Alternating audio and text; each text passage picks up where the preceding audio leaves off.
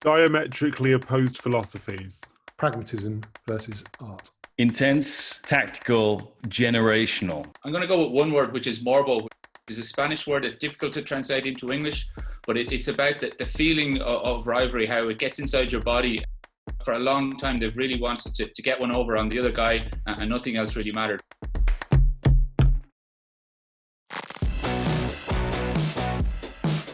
I think this rivalry is a thing because it's the greatest example in the modern era of the cult of the manager, I think. He was unstoppable. He was all-conquering. He was like Alexander the Great. There was no league he could go to and not win.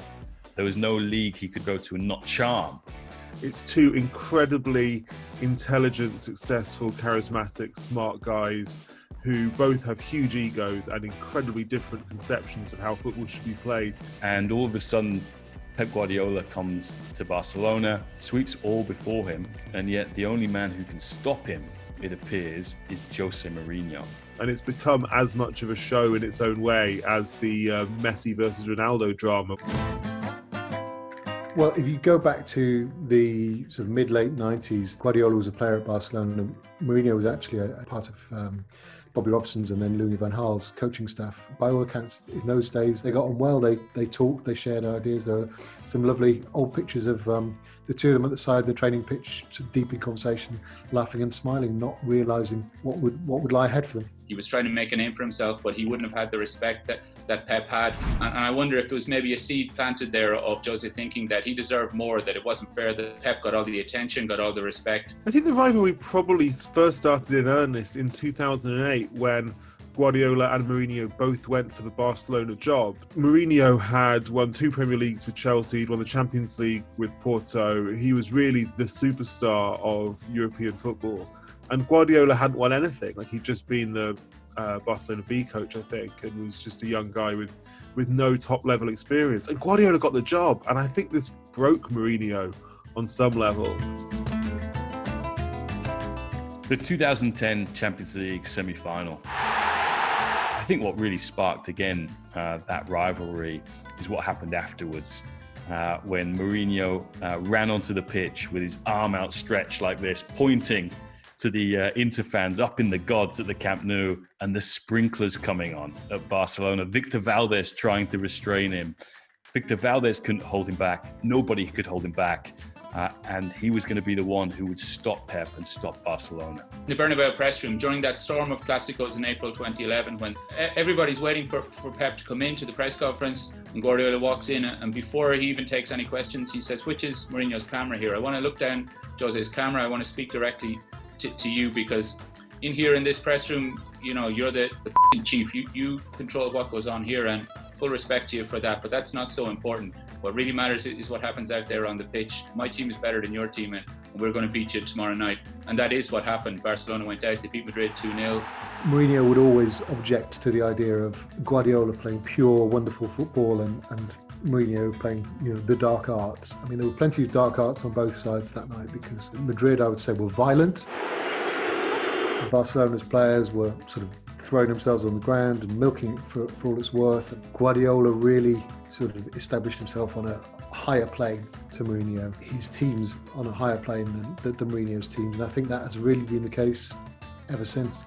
In recent years, I'd say it's probably when Man City won 2-1 at Old Trafford in December 2017. It was a huge win for City. It more or less won the title.